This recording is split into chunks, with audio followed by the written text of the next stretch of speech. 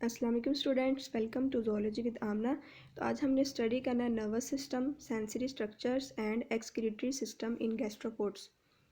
तो सबसे पहले स्टडी करते हैं नर्वस सिस्टम को।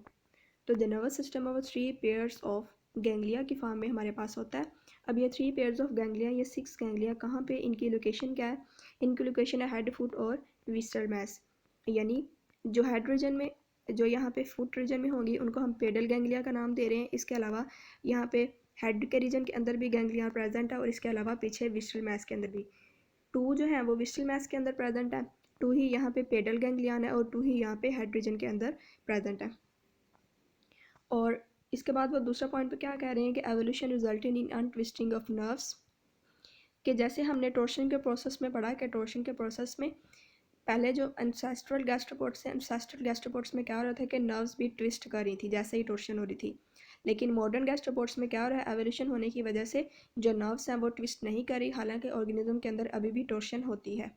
और दूसरा क्या बेनिफिट हो रहा है कि ये जो नर्व्स हैं ज़्यादातर हेड रीजन के अंदर अक्यूमुलेट हो रही हैं, यानी इनके अंदर कुछ ना कुछ सेफलाइजेशन या हेड रीजन या एंटीरियर एंड की फॉर्मेशन हो रही है। नर्वस सिस्टम के बाद हम देखते हैं सेंसरी स्ट्रक्चर्स। तो सेंसरी स्ट्रक्चर जो है वो आइज़ की फॉर्म में हो सकते हैं। आइज़ जो हैं अब ज़्यादातर टेंटिकल्स के अपेक्स के ऊपर यानी टेंटिकल्स के ऊपर प्रेजेंट होती है, लेकिन ये टेंटिकल के बेस के ऊपर भी प्रेजेंट हो सकती हैं। जैसे ये इसका माउथ स्ट्रक्चर है, तो यहाँ पे टेंटिकल्स है तो टेंटिकल्स की अपेक्स के ऊपर या फिर टेंटिकल्स की बेस के ऊपर जो है वो आइज़ प्रेजेंट हो सकती हैं।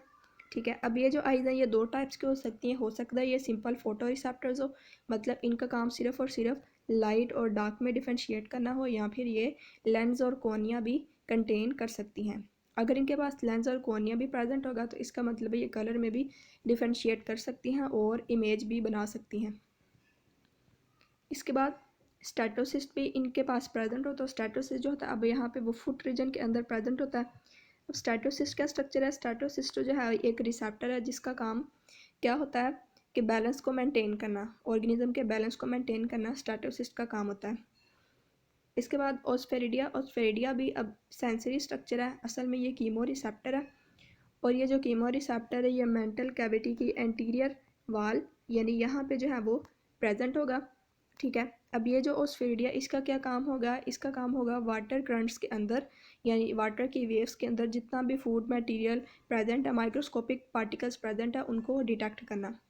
तो ऑस्फेरिडिया यहाँ पे कीमो रिसेप्टर है जो कि मेंटल कैविटी के एंटीरियर वाल में प्रेजेंट है और इसका काम जो है वो फूड को डिटेक्ट करना वाटर करंट्स के अंदर से।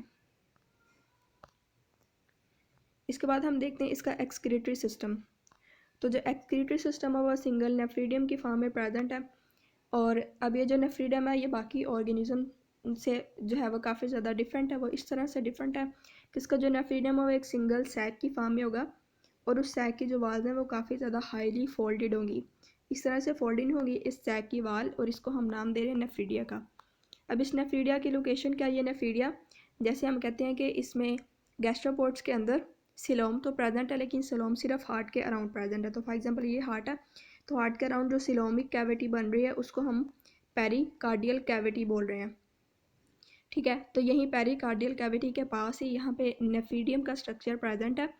अब इस नेफ्रीडियम का काम क्या? ऑफकोर्स इसका काम जो है वो नाइट्रोजनस वेस्ट को ब्लड से वाश करना।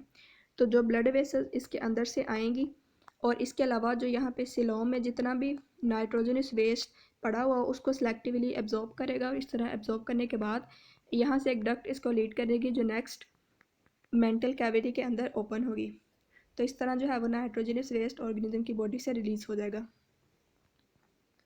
एक्वेटिक स्पीशीज़ में ये जो नाइट्रोजनस वेस्ट है वो ज़्यादातर अमोनिया की फॉर्म में होगा, मतलब ये अमोनिया को एक्सक्रीट करेंगे क्योंकि जो वाटर है वो अबंडेंस में है, वाटर ज़्यादा प्रेजेंट होने की वजह से ये अमोनिया एक्सक्रीट करेंगे। और जो दूसरी टेरिशियल स्पीशीज़ आप, क्योंकि टेरिशियल फॉर्म में तो वाटर इतना ज़्यादा प्रेजेंट नहीं होता, तो वाटर को कंजर्व करने के लिए ये क्या करेंगी, अमोनिया को यूरिक एसिड में कन्वर्ट करेंगी पहले और उस यूरिक एसिड को एक्सक्रीट करेंगी।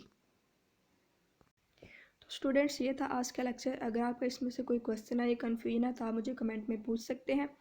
अगर आपको मेरी वीडियो अच्छी लगी है तो आप मेरे चैनल को सब्सक्राइब कर सकते हैं। नेक्स्ट वीडियो तक के लिए अल्लाह हाफिज़।